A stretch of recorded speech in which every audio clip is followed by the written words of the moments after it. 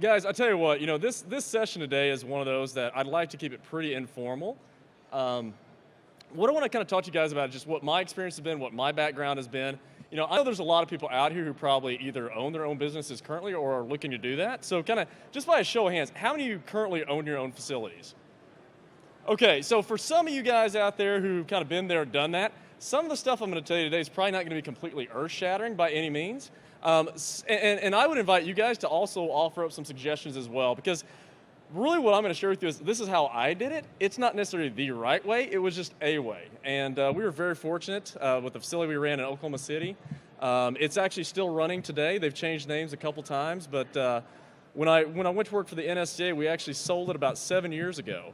And again, it's gone through some different transformations and changes, but again, it's still been a very successful business. And I've always kind of been from that mindset of it's not a success without a successor.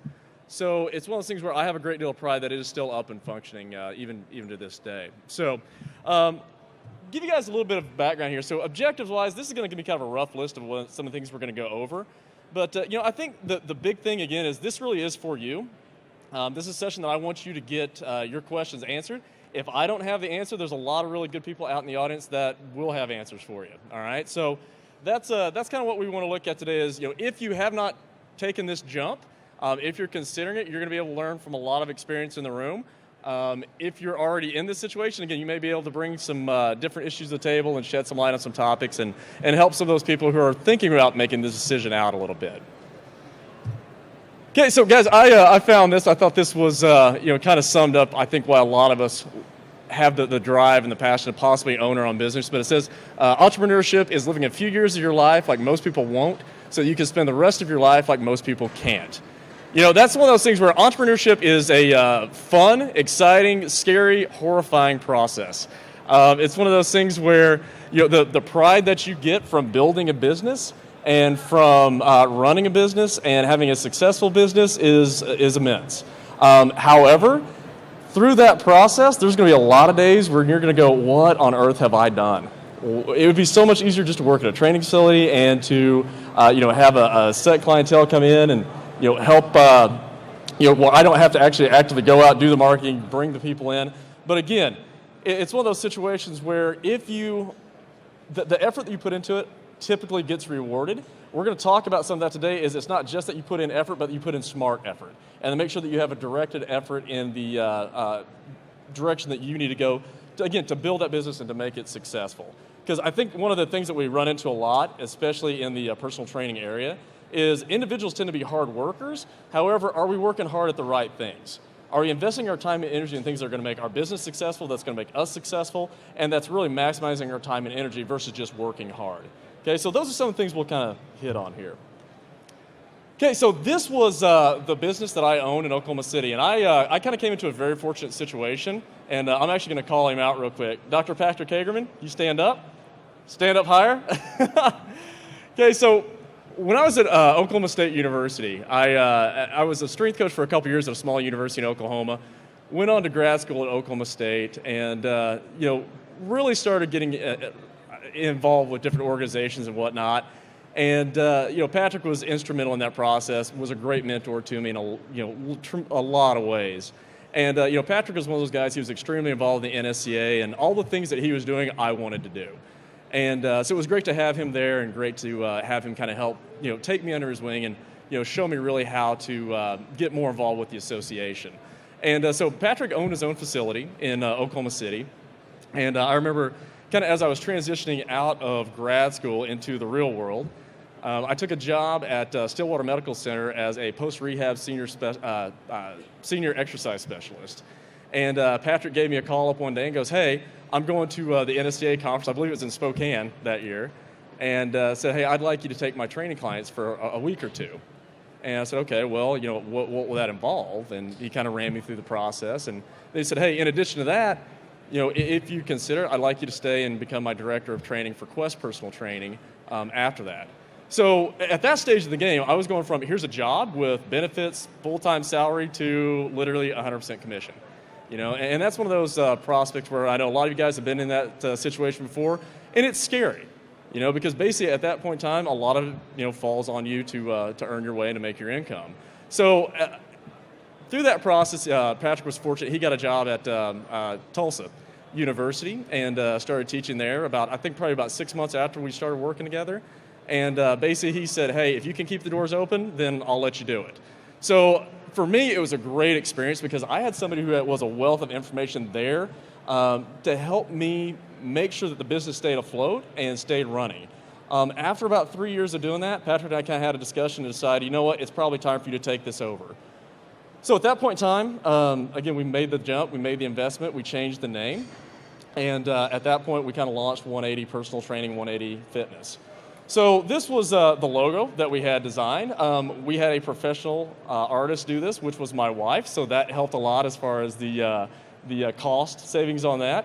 And we're going to talk about that a little bit as well. Is, you know, a logo like this, it's a very nice design logo, at least in my opinion. It's one of those things where a lot of times people will try to do certain things themselves and try to save a little bit of money. I think you will find out in the long run, if you're trying to sell an image, if you're trying to sell a product, then it really does pay to invest in that product.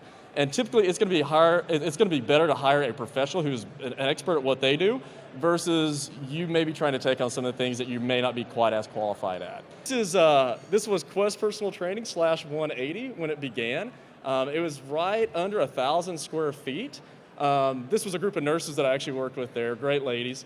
If you look at the size of the facility, again, it was fairly tight. One of the challenges that we had is we also would hire independent contractors to come in and train as well. So it was getting to the point where we had several people that were interested in coming in, working as independent contractors. And after I made the purchase, it was one of those things we made the decision to expand a little bit to open up our opportunities to bring more individuals in to continue to grow the business. So it was roughly about 6 months after we purchased it, we actually expanded to 2,000 square feet. Again, a very fortunate situation. The space right next door to us opened up that was used to be a karate training studio, and they had literally double the space that we had in the original facility. So about 6 months later, we moved into a space that looked like this. Okay? And again, open up our space, open up our potential as far as trying to generate more dollars per hour as far as training sessions, as far as the types of individuals that we could serve. Really started getting a little bit more into athletic work here. So kind of going back to some of my roots with strength and conditioning, working and focusing more with athletes. This space allowed us to do that a little bit better just because we had more room to move. Okay, so that was, again, we stayed in this facility about 2 years. Whenever we got into that facility, I intentionally signed a 2-year lease with these folks. We tried to set out a schedule and tried to set out a plan for expansion that we hoped would be a little bit more aggressive later. I tend to be one of those people that I tend to go full speed ahead, which is not always a good thing. It's one of those situations where, to thine own self be true. If you know you're kind of a hard charger and you make decisions quick, sometimes it's better to temper that enthusiasm a little bit, make sure you have your business established before you start looking at expansion. So literally what we tried to focus on was get to the point where we were bursting at the seams to where we literally could not conduct any more training in these facilities before we start making to the next jump. Okay, so we stayed in this facility for about 2 years, and then we had another opportunity to lease out a space that was about a mile away from here that was an old indoor soccer arena that was converted. So this was kind of the genesis of that process. This was a room in that facility. So the previous space was the first space was about 1,000 square feet, second space roughly about 2,000. We moved into this space, it was about 6,300. Okay, so our opportunities as far as trying to service a more diverse clientele to really start working with teams of athletes expanded exponentially. Okay, so this right here was the private training room. So this was a section of that facility that was kind of blocked off. And as you can see in here, the setup, it was predominantly free weight equipment. We had a cable cross in the corner. That was one of those things where, when Patrick owned his space, I really agreed with his concept of you need to have as much equipment as you need, but all that equipment has to do more than one thing. So really no one thing for one thing. And we had a couple of exceptions, have a couple leg extension, leg curl for some of your rehab, prehab type things, leg presses and things of that nature. But for the most part, the equipment that we selected, you could do multiple styles and forms of training with. So again, really trying to maximize our dollar for the equipment that we purchased. So this was the private training area. This was the main area. Okay, so if you'll see how this is set up, and guys, I'm sorry, I'm going to have to move around just a little bit. If you'll see this area right over here it'd be to your left, we had that set up so there was basically a mirror image on each side. So basically the setup over here was the same as the setup over there. So we had a cable cross machine right over here, cable machine in the corner, squat rack, dumbbells, and then we had the mirror image on the opposite side. So basically what that allowed us to do was to start working with teams of athletes and teams of individuals all at once. So at any given time, we could have anywhere from 2 to 3 groups in there training at the same time and not be completely cramped and had plenty of room to operate. This open area right over here, you can see from the opposite angle, kind of coming in from where the squat rack is. We had that huge open area over there for more movement-based training. So that's where we did our SAQ, a lot of plyometric work, and again, just a lot of focus on basic fundamental movement skills. The reason that we had it designed like this is by the nature of how kind of I coach and train, and the trainers that worked with me train. We really needed more space than we did equipment. And that's what this was really designed for, is again, having some good equipment that serve multi-purposes like cables, free weights, things of that nature, but then really giving us a good open area to coach and train movement, which is what we kind of specialized in. Okay, so with this facility, we were partnered with a group that was about 2 doors down from us. It was called Legacy Sports. So Legacy Sports was a training facility that primarily focused on athletic development for baseball and softball. So kind of in my previous lives, I played a couple years of baseball in college. Me and this guy that ran that facility kind of hit it off, and we started talking about developing speed agility courses and team weight training programs, resistance training programs for his groups. So in essence, I was pretty lucky in that regard, is I had a guy that was literally 2 doors down from me. When they get done training their baseball, softball specific skills, he'd send them down for their training sessions. Okay, so it was one of those things like trying to really form those strategic alliances that are going to help feed your business. I feel was something that was instrumental in our success, and one of the main reasons why we were able to sustain and why it's still sustained today. So again, what we're going to talk a little bit, and again, a lot of this is a little more touchy-feely than what I normally do. A lot of this is going to be a little bit off the cuff, but I guess, with the topic of this conversation, I get the impression that a lot of people in here are considering opening their own training studio. Okay, so the things that I kind of want to share with you are some things that, retrospectively, I probably would have done different, some things that I think we did pretty well, but and also in some conversations with other business owners, some things that they have observed. So, I think this is the big one, is, as I said before, to thine own self be true. If you're not somebody who is comfortable with a certain amount of risk, this is probably not the venture for you. And I don't mean that to sound harsh, but it's one of those situations where, again, taking this leap and taking this jump, it is a leap, it is a jump. You are responsible for making your way on this. So, it's one of those things where if you're an individual who's comfortable taking a certain amount of risk, and I'm not talking about crazy risk, okay, calculated strategic risks, okay, and things that you've actually planned out, thought out, and tried to execute, that's one thing. So if you have a certain amount of comfort with that, then this might be something you want to consider, okay? Are you a good decision maker? All right, how many in here don't have a problem making a decision? Raise your hands. All right. And this is something I've talked to with a lot of business owners about people that they have hired. A lot of folks don't want to make the decision, okay? When you're faced, or when you own a business, when you are trying to grow and expand that business, you're going to get caught in a lot of situations where you have to make a choice. In a lot of cases, sitting back, doing nothing, and waiting is not an option for you. So you have to go in, analyze the information that's available, make the best decision at the time, and then, in a lot of ways, hope that decision works out. And guys, it's just, wars are waged and businesses are bought on the best available information at the time. All right, so with what you've got to make the most educated choice that you feel is going to help drive your business and set you up for the most long-term success in the future. One of the things that I've seen is in this quest, a lot of times, we get very, very hardworking individuals. They've probably worked at a training facility for several years, and they think, you know what, I can go at this alone. I'm a great trainer. People are going to flock to me. That's not necessarily the case. Okay, and depending on what your situation is how you learn to market yourself and advertise yourself is going to have a huge impact on your sustainability in the long run. In a training facility, as most of you know, it's kind of fish in a barrel. You have people coming in that you know are going to be interested in your services. When you're out on your own, if you have your own training facility that's kind of away from those big typical gyms, you're responsible for bringing in clientele.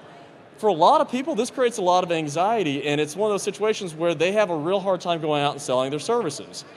You have to be comfortable talking about what you do, okay? And you have to be able to, again, work hard, work smart, and work efficiently when you're selling those services.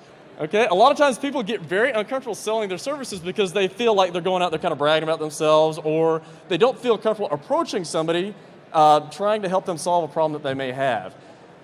From that perspective, my opinion has always been like, if you have a service that you think is a good service and you genuinely think that you can help somebody, it's almost like you have a responsibility to tell them about that. However, the approach that you take when you want to talk to them about it will make all the difference on whether you secure a client or whether you drive people away. So we'll talk a little bit more about that when we talk about marketing, promotions, and things of that nature, but it is one of those things where people a lot of times will work hard, but they put a lot of their efforts in the wrong areas. A lot of times the clientele that they're going after may not necessarily be the clientele that are going to give them the most clients. Okay, so if you're looking at personal training clientele, typically who does that involve? Okay, it's going to be people who usually have a disposable income, okay, and are willing to pay for your services. A lot of times folks want to work with elite level athletes and things like that. I hate to tell you this, a lot of times they're not paying. Okay, they get a lot of training services for free because a lot of people want to work with them and then use their likeness to help promote their other services. So, those are some things you have to consider. If you want to say, hey, I want to work with this group, well, if they don't have any money, they're probably not going to be able to afford your services for very long. If you have this group over here who's at the elite level, they're used to getting things for free, they're probably not going to be your target market either. So you don't want to necessarily direct a lot of time, energy, and effort focused on securing those clientele if that's not going to inevitably affect your bottom line. Okay, focused and disciplined. A lot of times you have to say no to good opportunities so you can be ready for great opportunities. Okay, when you own a business, you're going to get approached with a lot of different ventures and a lot of different things that look good on the surface and could potentially help grow your business. The thing that you always have to stay focused on is what's the long-term vision, what's the long-term goal? How does this decision impact the direction and the trajectory of my company? And is this going to be in alignment with what those goals are? If anything is going to take away from those major goals or detract from that, you have to really reconsider whether it's a good opportunity or not. And guys, it's really difficult because there's a lot of times you'll have opportunities come your way and they may be fairly lucrative on the front side, but if you look at what the long-term potential impact may be on your business, sometimes the right thing to do is say no. And that gets kind of back into that decision-making process. Sometimes it's really hard to make that decision, okay? And if you're not willing to do that, then in the long run, it could affect how successful you're going to be and whether you get to stay in business or not. Okay, so everybody seen this before? Relatively familiar with this? Okay, so this is just a basic periodization scheme. Okay, so how many in here use some form of periodization? Okay, so to develop a periodization plan, what do you have to do? This is the interactive part. Work backwards. All right, so here's where we want to go. How do we get there? All right, so the first thing you have to do, if you don't know how to get there, what do you need to know? Where am I? All right, so if you don't know where you're at and you don't know where you're going to go, how are you ever going to develop that blueprint to get there? So long-term wise, when we look at developing a business and developing your business plan, it's something that we do every single day, okay? We identify a need, we assess, okay? We take in all the available information, and then we make a plan. Once we've made that plan, we reassess, okay? Once we've reassessed, we see what's working, what's not working, and then we adjust again, okay? So it's a constant process of evaluation and adjustment, all right? This is something that I think intuitively comes natural to a lot of people that are in our profession. However, a lot of times we don't apply that same concept to our businesses, okay? And that's one of those things where a lot of folks, again, they think by the virtue of the fact that I am a good trainer, I have good technical skills, that people are going to flock to me. It's very different. I've seen a lot of really good technical trainers who no longer train because they could not keep clientele, okay? And they could not get clientele.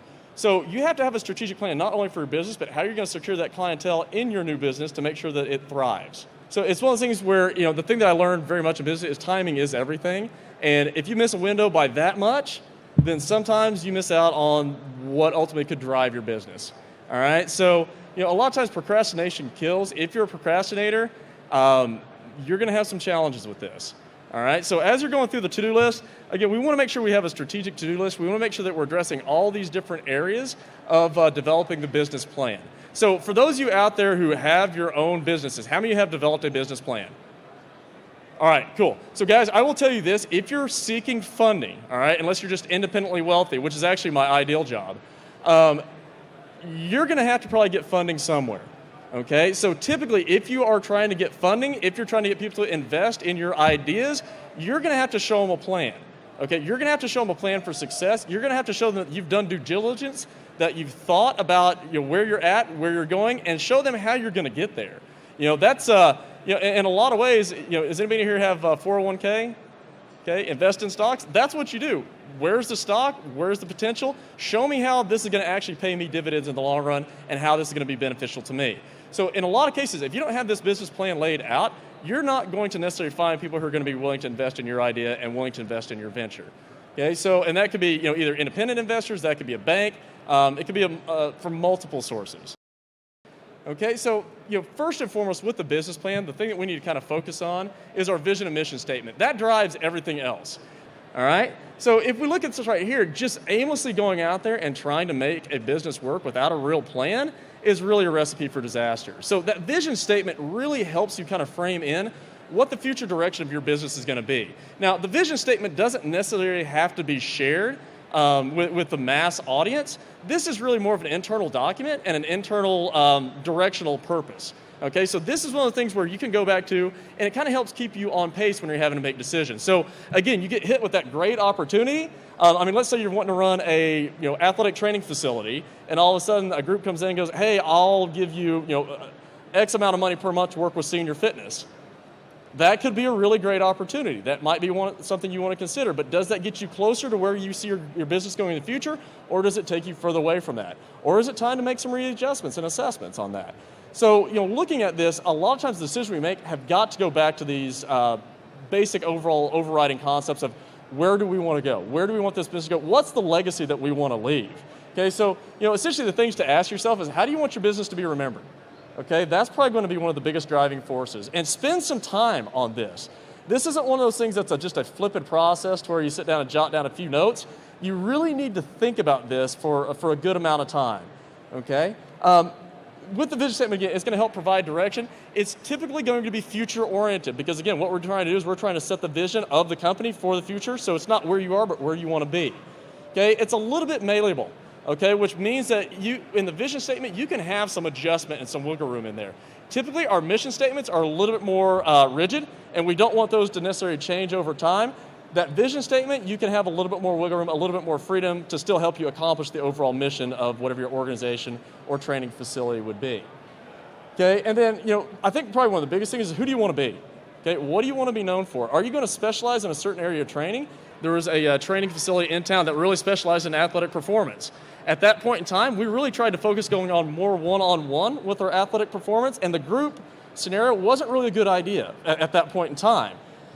As things started to progress, their athletic development courses kind of started to dwindle off right about the same time the larger facility space came open for me. So, going back and kind of looking at what our original plan was for the future, it seemed to be that things were kind of lining out to where it may be the right time to make that decision.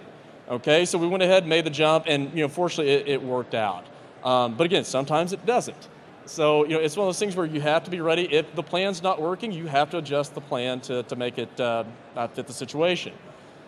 Okay, so here's an example of a vision statement. This is in the handouts, and I think if you go back to the Career Development Center membership over here, you'll actually find this NSCA Career Development Guide. So there's an article that goes along kind of with this talk that's about roughly 2,000 words that hits on a lot of these main areas.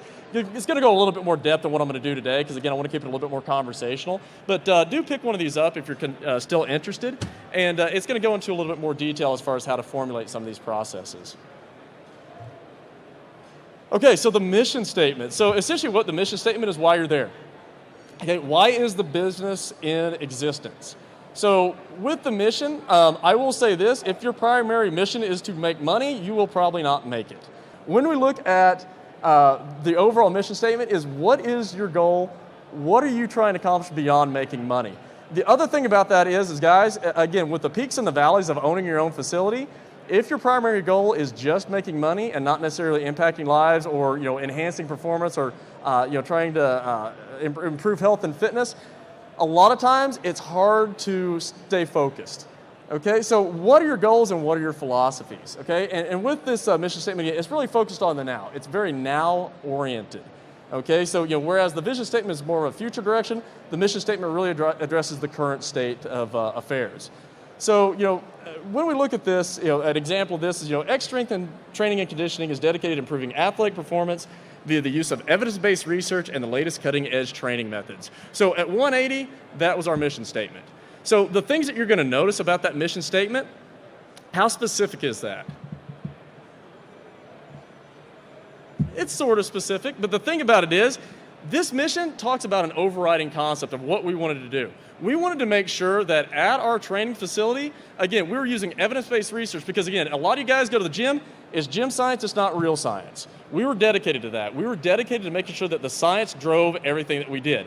Okay, so that's where the balance between evidence-based and scientific-based kind of come in. So when we're looking at this, we were looking at, as far as the latest cutting-edge training methods, if we were going to apply those cutting-edge training methods to help improve performance, health, and fitness, we want to make sure that not only were they evidence-based, but they were science-based. So just because there wasn't a decade worth of research out there, we don't want to have that preclude us from utilizing certain techniques. So that was the one thing that we really try to pride ourselves on and focus ourselves on, was out of, in Oklahoma City, we had more education per instructor or per trainer in our facility than any other facility that was in that area. Okay, I think the minimum, everybody in the facility had a master's degree, and every single person had at least 2 nationally recognized certifications at that time. So we really did pride ourselves on that education. Knowing that was one of our core values, is making sure that we stayed focused on that, and that's who we were. Okay, and I think that also kind of helps separate us a little bit from the rest of the pack in a lot of ways. Okay, some other things to think about with the mission statement, and I kind of put this in your handouts and your slides. Simplicity is a good thing.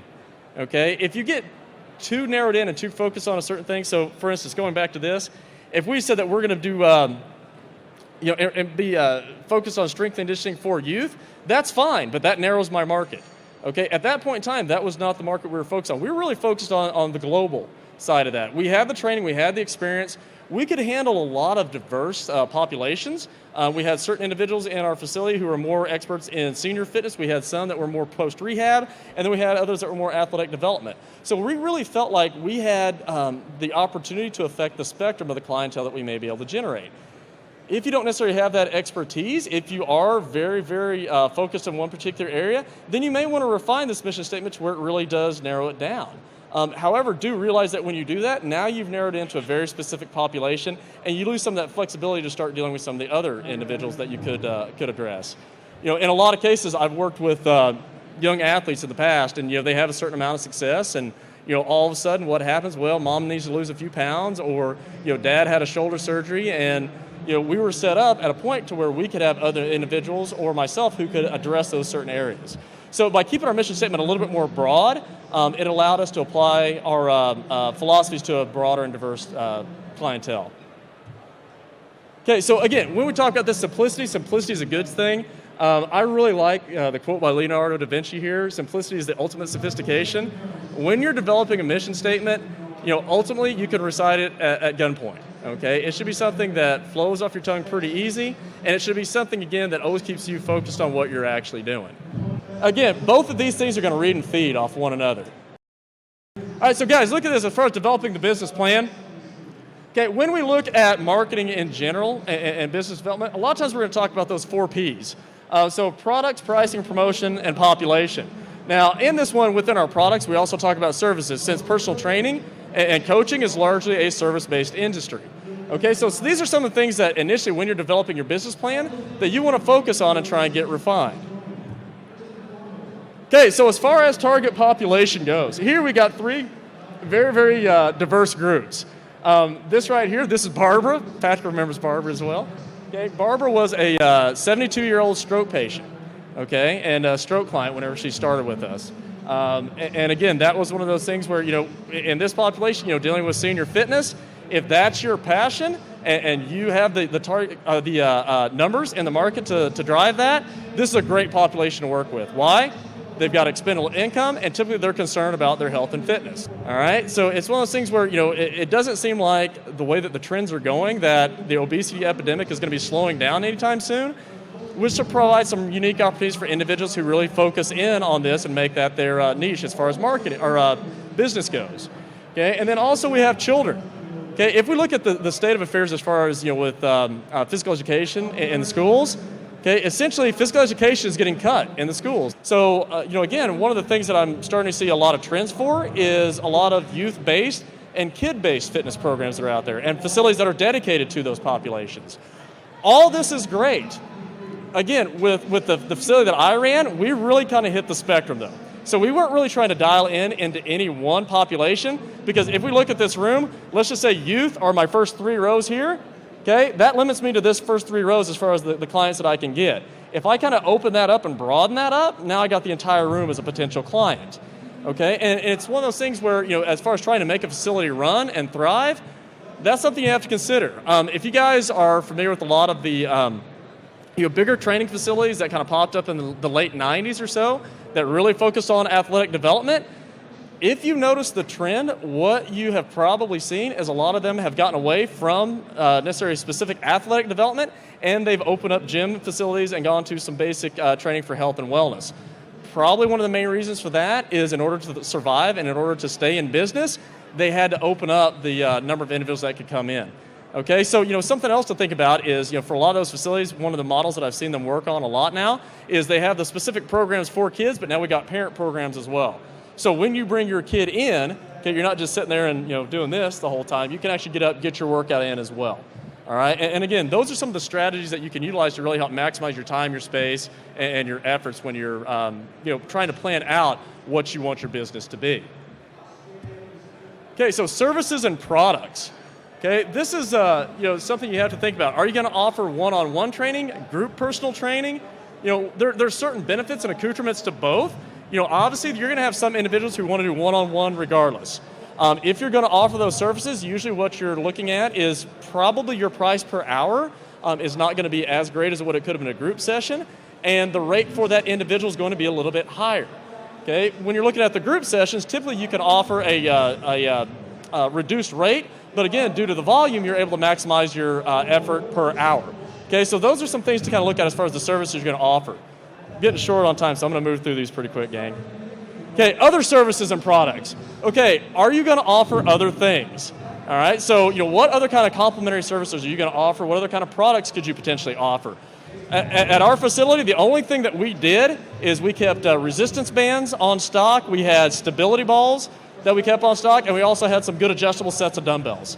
I went out, I purchased it, increased the price point up by about 10% just for the time and effort, and then allowed them to utilize that stuff. So it's one of those things where we really did it more of as a convenience product rather than trying to really make a huge profit margin on it. But again, that's one of those things where when you open a facility, a lot of folks are going to be interested in selling supplements. Our personal take on it at that point in time is we didn't sell supplements. The reason that we chose not to do it is I've been to a lot of gyms before where people really tried to push supplements because it directly impacted their bank account, which isn't necessarily a bad thing, but in my opinion, in a lot of cases, it led to a lot of people pushing items that individuals didn't really need. Okay, so our stance was we just did not do it. We provided the education. If they want to go out and select those different items, then they had the option to do that. Okay. But again, other services that you can offer, again, those are some things you have to make a decision. What are you going to keep on stock? What are you going to have available? Again, the more equipment you keep on stock, that's really the more space that's going to be taken up, and the more inventory that you have to keep track of as well. All right, so really what we did is with the bands and with the balls and things of that nature, again, if we had a band that broke or a ball that broke, we'd take it out of inventory, we'd put it back on the gym floor, so it was things that we were going to use anyway. So it was one of those situations where we had a surplus, but we could also utilize it for our clients as well as, again, an added value. Okay, promotions. Guys, it's important for you to talk about your business. Okay, you're proud of it. If you think you can help people, you need to share that. You need to let them know. If you think that you have something that's going to help somebody, again, I think you have a responsibility to talk to them about it. How you choose to do that will have a huge impact on your reputation as well as your success, okay? And really, again, your approach on that makes all the difference in the world. If people think that you're always trying to sell them something, in a lot of cases, they're going to be less likely to open up to and to trust you, to know you, to like you, and then to want your services. Okay, so building rapport is really going to be the first stage. Again, they got to know you, they got to like you, they got to trust you before they're going to be willing to invest in those services. And again, we all know coaches and trainers who have been successful at this. A lot of times, if you look at their clientele, it's kind of a revolving door. People come in for a short amount of time, they do moderately well, and then they're out because personality conflicts and clashes and things of that nature. So, I think it's one of those things that really trying to establish that base of rapport at the beginning stages is going to help set you up to have the best client base and also to get the most referral business. Advertising-wise, we didn't advertise a lot. And I remember when I bought the business from Patrick, initially I thought, why aren't we advertising more? We really need to do this. This is going to get our name out there and blah, blah, blah. He said, dude, I'm telling you, word of mouth is going to be your best source. And hands down, it was. Advertising is expensive. Advertising costs a lot of money. If you don't have your advertising placed at a very strategic point, then it's not going to maximize your return on investment. So not saying advertising is bad, but again, you have to be very strategic about where you place it to make sure you're getting the biggest turnaround on your investment. But hands down, bar none, and most of you guys probably have seen this, your best promotion is going to be your referrals that you get from your clients, the people you're already working with. And don't be afraid to ask them for referrals. Okay, say, hey, you know what? We have some openings. If you know anybody who's interested in these services, feel free to talk about that. We'd appreciate your business. We also would offer a bonus plan to where we give them one free session for every referral that they give us. Or not one referral that would lead to a client.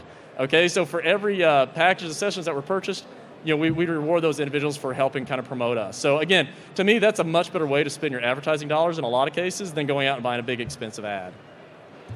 Okay, pricing. Again, you got to look at what the market will bear. So the couple of things you have to look at is quality.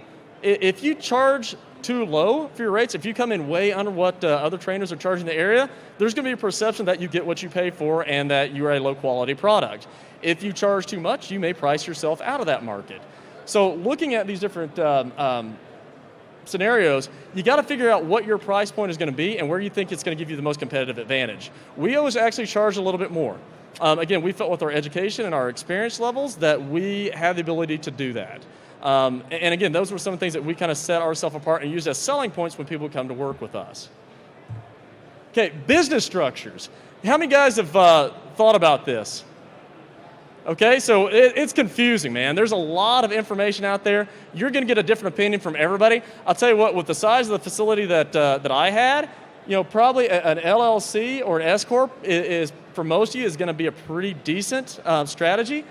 Partnerships, that might be something else you want to look into. But again, with the S corps and limited liability companies, there's certain tax benefits that go along with that that kind of go beyond the scope of this specific talk.